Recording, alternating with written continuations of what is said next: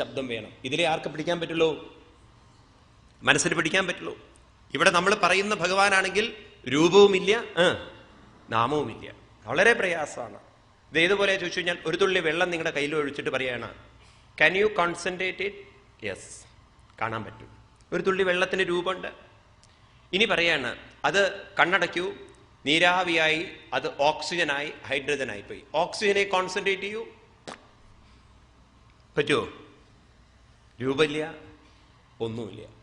അപ്പം അതുകൊണ്ട് അങ്ങനെയുള്ളൊരു തത്വത്തിലാണ്, രൂപമില്ലാത്ത തത്വത്തിലാണ് രൂപമുള്ള ശരീരം നിലനിൽക്കുന്നത്. സയൻസിന്റെ തിയറി ഇതാണ്, രൂപമില്ലാത്ത എനർജിയിൽ നിന്നാണ് രൂപമുള്ള മാറ്റർ ഉണ്ടാവുന്നത്. എനർജിക്ക് യാതൊരു രൂപവുമില്ല. നോക്കൂ, ആധുനിക ശാസ്ത്രം നമ്മുടെ ഋഷീശ്വരന്മാര് പറഞ്ഞതിനപ്പുറം ഒന്നും പറഞ്ഞിട്ടില്ല. ഒരു ന്യൂക്ലിയസിലെ ഇലക്ട്രോണിനും ന്യൂട്രോണിനും പ്രോട്ടോണിനും യാതൊരു വിധത്തിലുമുള്ള രൂപഘടനയുമില്ല. ആധുനിക ശാസ്ത്രം ഇതാണ് നമ്മളെ പഠിപ്പിക്കുന്നത്. അപ്പോൾ രൂപമില്ലാത്തതിൽ നിന്നാണ് എന്ത് വന്നത്? രൂപങ്ങളൊക്കെ വന്നത്. നമ്മൾ ചിലരെ കുറിച്ച് പറയാറില്ലേ, ഇവന്റെ പോക്ക് കണ്ടിട്ട് എനിക്കൊരു രൂപമില്ല എന്ന്. ഒരു രൂപവും. അപ്പൊ രൂപമില്ലാത്തതിൽ നിന്നാണ് രൂപം വരുന്നതെങ്കിൽ മനസ്സിലാക്കൂ, ആദ്യം ഭഗവാൻ എന്ന് പറയുന്നത് നമ്മളിലെല്ലാം നിറഞ്ഞിരിക്കുന്ന രൂപമില്ലാത്തൊരു തത്വമാണ്. ഇനി ഗീതയിൽ ഭഗവാൻ പറയണോ, സഹസ്രാണാം മനുഷ്യേഷു കശ്ചിദ്യദതി സിദ്ധയേ യദദാമപി സിദ്ധാനാം കശ്ചിന്മാം വേത്തി തത്വതാം. ആയിരക്കണക്കിന് ആളുകൾ അർജുന എന്നെ വന്ന് രൂപത്തോടുകൂടി കണ്ട് തൊഴുതു പോകുന്നുണ്ട്. സഹസ്രാണാം ആളുകൾ വന്ന് തൊഴുന്നുണ്ട്. കശ്ചിത് കുറച്ചുപേര് ഇതൊക്കെ കേൾക്കണോ, പഠിക്കണോ, മനസ്സിലാക്കണോ, അവർ പ്രയത്നിക്കുന്നുണ്ട്. അതിലും കുറച്ച് ആളുകൾ മാം വേത്തി തത്വത, എന്നെ താത്വികമായി മനസ്സിലാക്കുന്നു. അപ്പോ അടുത്തേക്ക്, ഭഗവാന്റെ അടുത്തേക്ക്, ഭഗവാനെ കൂടുതൽ മനസ്സിലാക്കുന്ന ആളുകൾ വളരെ വളരെ കുറയുന്ന ഭഗവാൻ അന്നേ പറഞ്ഞു വെച്ചിട്ടുണ്ട്. അതുകൊണ്ട് വിഷമിക്കൊന്നും വേണ്ട. കുറച്ച് നിങ്ങളെപ്പോലുള്ള സുഹൃതികൾക്കൊക്കെ സാധിക്കുന്നുണ്ട്. ഏതായാലും കുന്തി ദേവി ഭഗവാനെ കാണുന്നത് തൻ്റെ കൺമുമ്പിൽ നിൽക്കുന്ന ഒരു വ്യക്തിയായിട്ടല്ല, തൻ്റെ കൺമുമ്പിൽ നിൽക്കുന്ന രൂപമായിട്ടല്ല, തന്നിൽ തന്നെ നിറഞ്ഞിരിക്കുന്ന. എന്നിട്ട് ദേവി തന്നെ പറയുന്നു, അലക്ഷ്യം. എല്ലാവർക്കും ഇത് കാണാൻ സാധ്യമല്ല. എന്തുകൊണ്ടാണ് കാണാൻ സാധിക്കാത്തത്? മായാചവനികാച്ഛന്നം അജ്ഞാതോക്ഷജമൗവ്യം ന ലക്ഷ്യസേ മൂഢദൃശാം നടോ നാട്യതരോ യഥാ. ദേവി വളരെ മനോഹരമായി പറയുകയാണ്, എന്തുകൊണ്ട് അവ്യയം അധോക്ഷജം ന ലക്ഷ്യസേ. ഉള്ളിൽ നിറഞ്ഞിരിക്കുന്ന അധോക്ഷജൻ, ആ ശബ്ദം ആവർത്തിച്ചു. അധോക്ഷജൻ എന്ന് പറഞ്ഞാൽ ഉറങ്ങിക്കിടക്കുന്ന മനസ്സിനെ ആരാണോ ഉണർത്തുന്നത്, ഉണർത്തി പ്രവർത്തിപ്പിക്കുന്നത്, വീണ്ടും ഉറങ്ങുമ്പോഴും നിലനിർത്തുന്നത്.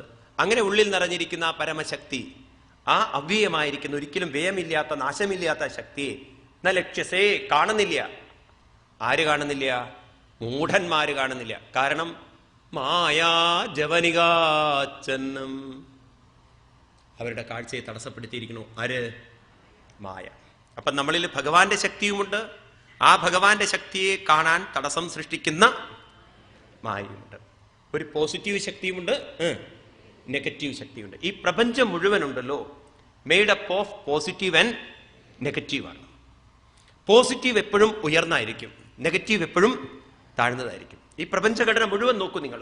സൂര്യൻ പോസിറ്റീവാണ്, ഭൂമി നെഗറ്റീവാണ്. ഭൂമിയേക്കാൾ ആകർഷണ ശക്തിയും ഭൂമിയേക്കാൾ തേജസ്സും ശക്തിയും ആർക്കുണ്ട്? സൂര്യനുണ്ട്. ഭൂമിക്ക് കുറച്ചൊരു ഏരിയയിൽ മാത്രമേ അതിൻ്റെ ആകർഷണ ശക്തിയുള്ളൂ. ഇതുപോലെ തന്നെയാണ് നമ്മുടെ വ്യക്തിത്വം നോക്കിക്കഴിഞ്ഞാൽ. നമ്മുടെ മനസ്സ് അത് നെഗറ്റീവാണെങ്കിൽ നമ്മുടെ ബുദ്ധി പോസിറ്റീവാണ്. എപ്പോ നിങ്ങൾ ഇമോഷണൽ ആവുന്നു, നിങ്ങൾ നെഗറ്റീവാണ്. എപ്പോ നിങ്ങൾ വിവേകത്തിലേക്ക് വരുന്നു, അപ്പൊ നിങ്ങൾ പോസിറ്റീവാണ്. മനസ്സിലാവുന്നുണ്ടോ? അപ്പൊ നമുക്ക് താഴ്ത്തുകയും ചെയ്യാം, നമ്മളെ നമുക്ക് ഉയർത്തുകയും ചെയ്യാം. ദേവി പറയുന്നു, എപ്പോ നമ്മൾ അവിവേകത്തിന്റെ പിടിയിൽപ്പെടുന്നു, അപ്പോ നമുക്ക് ഉള്ളിലിരിക്കുന്ന ഭഗവാൻ മറയപ്പെടുന്നു. ഇതേതുപോലെ ചോദിച്ചു കഴിഞ്ഞാൽ, സൂര്യന് നമ്മൾ അഭിമുഖവും പ്രതിമുഖവും ചെയ്യുന്നത് പോലെയാണ്. നമ്മൾ സൂര്യന്റെ നേരെ തിരിഞ്ഞു കഴിഞ്ഞാൽ സൂര്യന്റെ പ്രകാശം നമ്മളിലേക്ക് തട്ടി. സൂര്യനിൽ നിന്ന് എതിരായിട്ട് നിന്ന് കഴിഞ്ഞാലോ സൂര്യന്റെ പ്രകാശം പുറകിൽ തട്ടി നമ്മുടെ നിഴല് എവിടെ വന്നു? നമ്മുടെ മുന്നിൽ വന്നു. എന്ന് വെച്ചാൽ നമ്മൾ ഈ ലോകത്തെ കാണുന്നത് നമ്മൾ ഈ പ്രപഞ്ചത്തിലുള്ള ഓരോ വ്യക്തിയും കാണുന്നത്, നമ്മൾ ഈശ്വരനെ കാണുന്നത് ഒക്കെ നമ്മളിൽ നിന്ന് വേറെ വേറെ വേറെ വേറെ ഇരിക്കും. അപ്പൊ അതുകൊണ്ട് മായാ ജപനികാച്ചന്നം അജ്ഞാതോക്ഷജമൗവ്യം ന ലക്ഷ്യസേ മൂഢദൃശാം നടോ നാട്യധരോ യഥാ. നല്ലൊരു ഉദാഹരണമാണ്. നാടകം നടക്കുമ്പോൾ, ഒരു കഥകളി നടക്കുമ്പോൾ നമുക്കറിയോ ആരൊക്കെ അഭിനയിച്ചത് എന്നുള്ളത്? ഉണ്ടോ? ഒരിക്കല് ഡൽഹിയിലാണ് സംഭവിച്ചത്. ഇവിടുന്ന് കഥകളി ഗ്രൂപ്പിനെ കൊണ്ടുപോയി. നരസിംഹാവതാരം, കൃഷ്ണൻകുട്ടി നായരുടെ നരസിംഹവേഷം. അതിന്റെ പുറപ്പാടിന് വേണ്ടിയിട്ട് അദ്ദേഹം സ്റ്റേജിലേക്ക് അങ്ങോട്ട് വന്നു. രണ്ടുപേര് കർട്ടൻ പിടിച്ചിട്ടുണ്ട്. ആ നരസിംഹത്തിന്റെ കിരീടം ആദ്യം വന്നു. കണ്ടില്ലേ? പുറപ്പാട് കണ്ടിട്ടില്ലേ കഥകളിയിൽ? ആ വേഷം ഇങ്ങനെ കാണിക്കും. ആ വേഷം ഇങ്ങനെ ക്രമേണ ക്രമേണ മുഖവും കൂർത്ത മൂർത്ത നഖങ്ങളും കണ്ടപ്പോ ഒരു വിദേശി ഫ്രണ്ടിലിരിക്കണ്ടായിരുന്നു. അയാൾക്ക് മനസ്സിലായി ഇതിത്തെ അപകടമാണെന്ന്. അയാൾ വേഗം അവിടെ നിന്ന് എണീറ്റിട്ട് അടുത്ത ആളെ വിളിച്ചിട്ട് ഒരു 100 രൂപ കൊടുത്തിട്ട് പറഞ്ഞു, ഇതാ കർട്ടൻ പിടിച്ചവന്റെ കീശയിലിടൂ, എന്നിട്ട് അവനോട് പറയൂ ഞാൻ പോയിട്ട് വിട്ടാ മതി എന്ന്. അയാൾ കാണുന്നത് ആ കലാകാരനെയല്ല, അയാൾ കാണുന്നത് നരസിംഹത്തെയാണ്. എന്നാൽ ആ അദ്ദേഹത്തിന്റെ അഭിനയിക്കുന്ന ആളുടെ ഭാര്യയുണ്ട്. ഇയാൾ എന്തെല്ലാം തരത്തിൽ ഹിരണ്യകശിപുവിനെ കീറി മുറിച്ച് പൊളിച്ചാലും അവർക്കൊരു വിഷമവും ഇല്ല. എന്താ കല്യാണിക്കുട്ടിയമ്മേ, നിങ്ങൾക്കൊരു പേടിയില്ലേ? പിന്നെ ഞാനാ വേഷം കെട്ടിച്ചാൽ അതിന് അർത്ഥമുണ്ട് എന്ന് പറയും. ഇങ്ങൊരു പാവം വായിൽ വിരലിട്ടാ പോലും കടിക്കാത്തൊരു മനുഷ്യൻ. പക്ഷെ വേഷം കെട്ടുമ്പോഴോ ഭയങ്കര ബീഭത്സത. ഇതുപോലെയാണ് നമ്മൾ അഭിനയത്തെ കാണുന്നുണ്ട്, കലാകാരനെ കാണുന്നുണ്ട്, പക്ഷെ വേഷം കെട്ടിയവനെ കാണുന്നില്ല.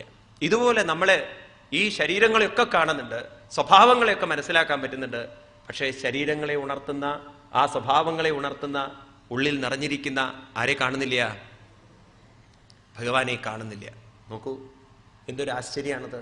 സൂക്ഷ്മതയെ കാണുന്നില്ല, സ്ഥൂലതയെ നമ്മൾ കാണുന്നു.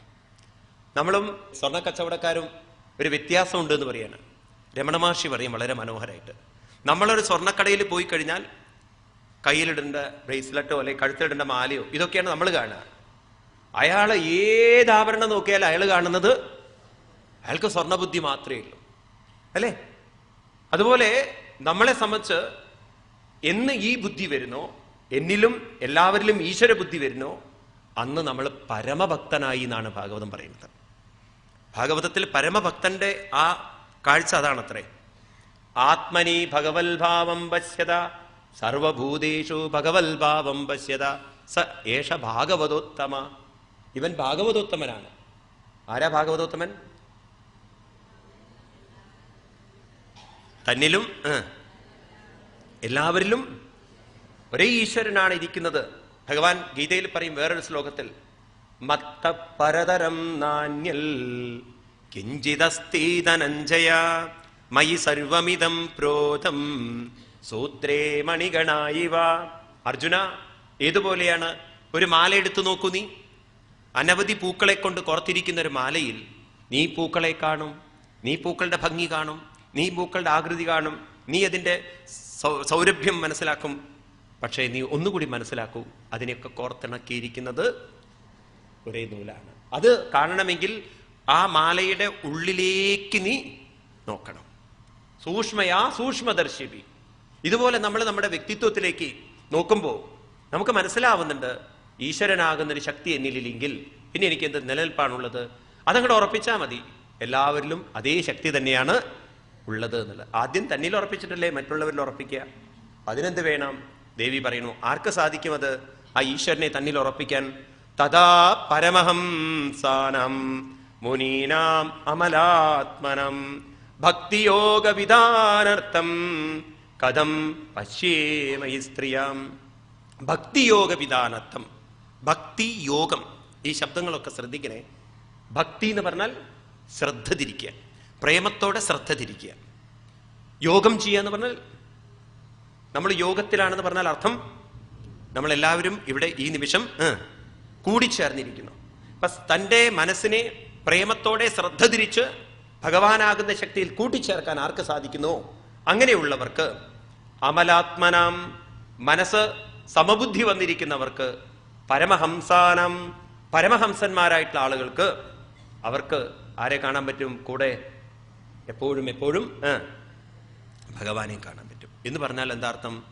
ഭക്തി വേണം, ജ്ഞാനം വേണം, വൈരാഗ്യം വേണം. ഭക്തി എന്ന് പറഞ്ഞാൽ പ്രേമത്തോടെ ശ്രദ്ധ തിരിക്കണം.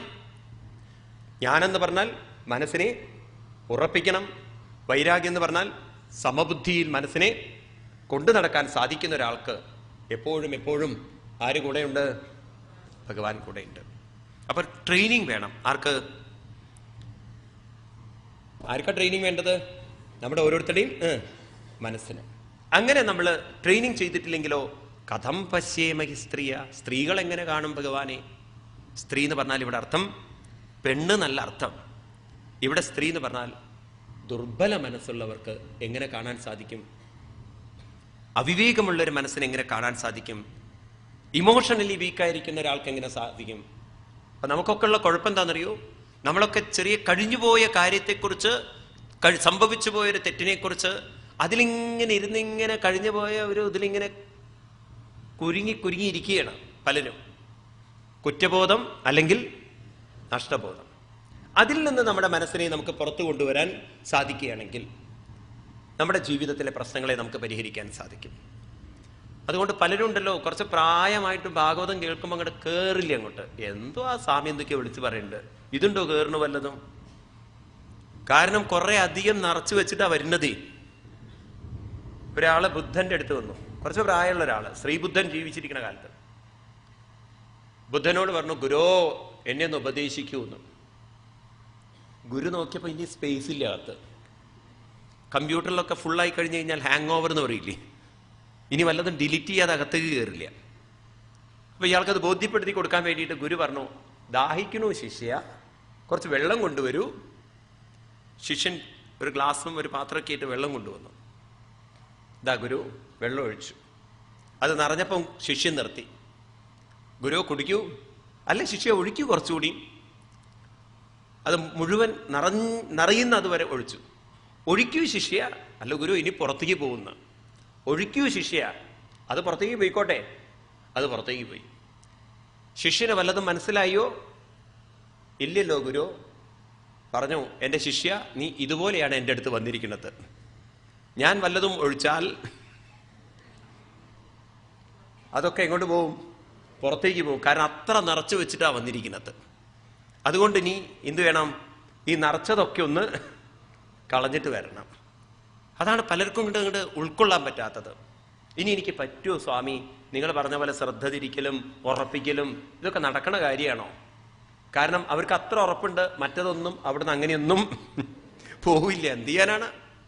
അത് നമ്മളിങ്ങനെ ഏറ്റിക്കൊണ്ട് നടക്കുകയാണ്. അതിൽ നിന്ന് നമ്മളെ മനസ്സിനെ മാറ്റിയെടുക്കണം. കേട്ടിട്ടുണ്ടാവും നിങ്ങളൊരു സ്റ്റോറി. ഈ ബുദ്ധന്മാരുടെ ഇടയിൽ, ജൈനന്മാരുടെ ഇടയിൽ ഒരു വിഭാഗമുണ്ട്. അവരെ വിളിക്കുന്നത് ദിഗംബരന്മാരെന്നാണ്. ഞാൻ കർണാടകയിൽ ധാർവാഡ് എന്ന് പറഞ്ഞ സ്ഥലത്താണ് നമ്മുടെ ആശ്രമം. ആ ഭാഗത്തൊക്കെ ഒരുപാട് പേരുണ്ട് ഈ ദിഗംബരന്മാര്. ഒരുപാട് ആശ്രമങ്ങളുണ്ട്. ദിഗംബരന്മാരെന്ന് പറഞ്ഞാൽ തന്നെ അവർക്ക് എന്തില്ല, വസ്ത്രമില്ലാത്തവരാണ്. അവർക്ക് ഒരു വിഷമവും കേട്ടോ, നാണം ഒന്നുമില്ല അവർക്ക്.